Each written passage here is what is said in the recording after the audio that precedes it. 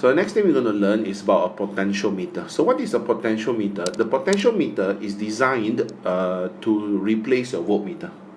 You see, there's a problem with your voltmeter. Your voltmeter is not very accurate at measuring voltage. Now, voltmeter is used to measure either PD or EMF, but it is not accurate. Now, why is it not accurate? I give you a reason for it. Now, let's say there's a cell and there are two resistors, R1 and R2. And let's say I wanted to find the PD across R1, so I will definitely connect the voltmeter across R1 right now. But you see what will happen is, without the voltmeter, the current will only flow this way. But with the voltmeter, the current will split. So you will alter the circuit. Now, if the voltmeter is an ideal voltmeter, which is infinite resistance, then negligible current flows here. So most of the current just flows here, so it doesn't affect much. But there's no such thing as an ideal voltmeter with infinite resistance. So therefore, a tiny current actually flows out. So that means instead of flowing this way, it splits. So you're altering the circuit already. Alright? Now, another problem with the voltmeter when you use it to measure EMF. Let's say the cell has EMF E, but it also has internal resistance R right now.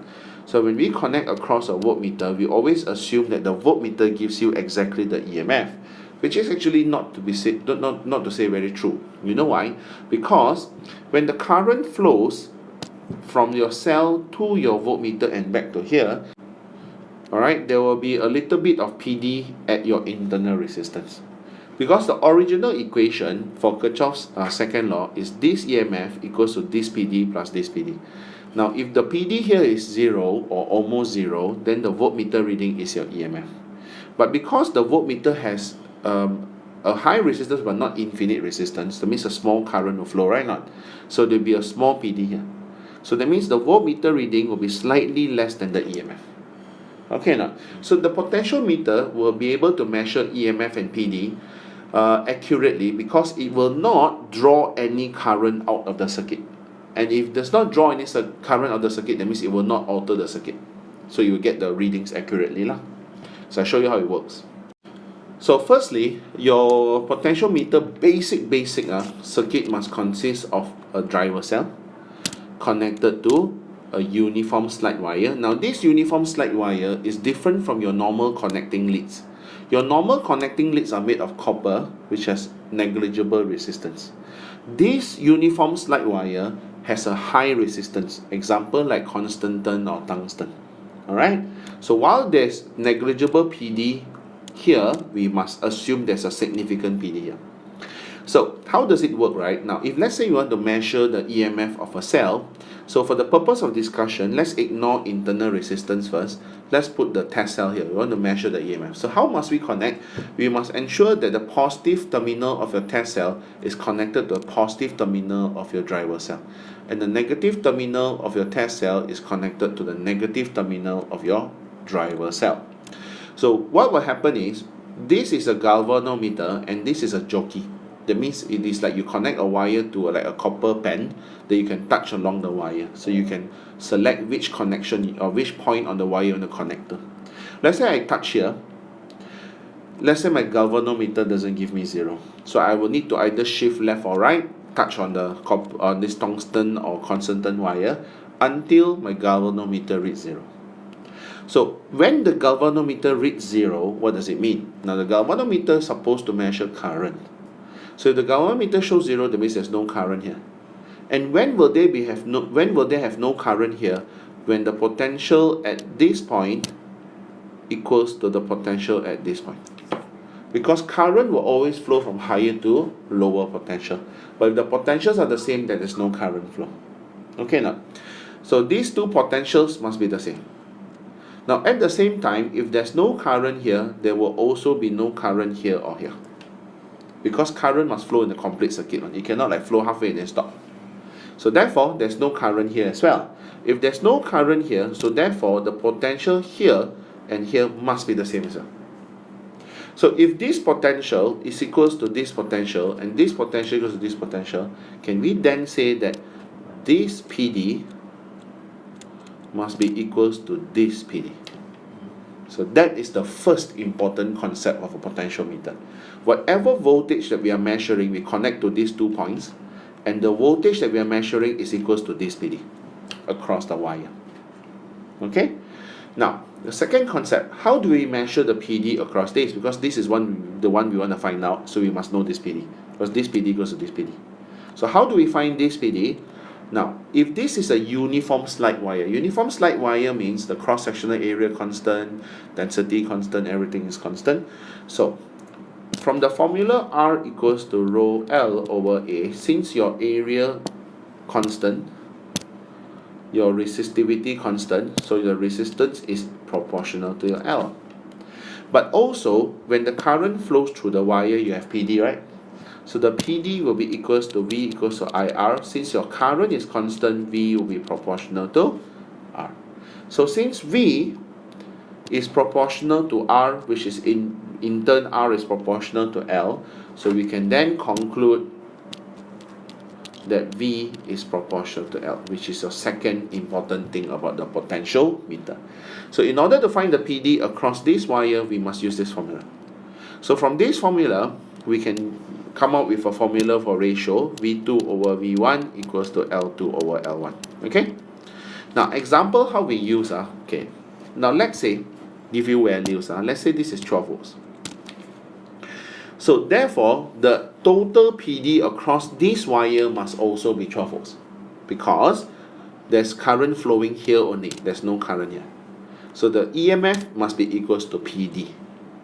So if this wire is 12 volts, and let's say it is a meter wire means 1 meter. So then we know that in 1 meter, it gives me 12 volts.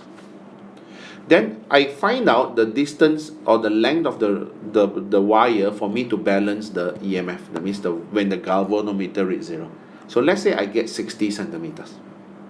So 0.6 meters, how many volts? Using this formula. So then, if I know this is how many volts, that is the EMF. You understand now? Okay? Now, let's go to additional things about this potentiometer. Now, remember I was telling you that you can measure it accurately, right? Not the voltage accurately. Now, let's say there is an internal resistance here. Will it affect your balance point here? That means, will this still give you the EMF? It will still give you the EMF. That means you are still you will still be able to ignore the internal resistance. Why? Because if there's no current here and here, would there be any current here? So if there's no current here, would there be any PD here? So no difference. That means it's still measuring the EMF. Alright, that's why it's more accurate than a voltmeter. But how do you use it to measure the PD across a resistor? Now, if we want to measure the PD across the resistor in a circuit, so let's say we have another circuit here, and there's the resistance R1 and a resistance R2, and we wanted to find the PD across this R1. Now, of course, normally we will connect a voltmeter from here to here. So now we connect the potentiometer here. Same thing, you just replace the voltmeter with a potentiometer. So these are the 2 terminals of your potentiometer, which is equivalent to 2 terminals of the voltmeter. So can you see what will happen is, current will surely flow here. But the question is, will current flow here? If the galvanometer reads 0, that means there's no current here, there's no current here. So in other words, this voltage or this PD will be equals to this PD, but the difference between this and the voltmeter is it doesn't draw any current outside of the original circuit. So that means the current here is still the same. So you measure the PD equals to this without altering the circuit. Okay? Now, however, there is an effect if you connect a resistor in series with your uniform slide wire. On this side, it makes a difference. You know why? Because there's always a current here, right?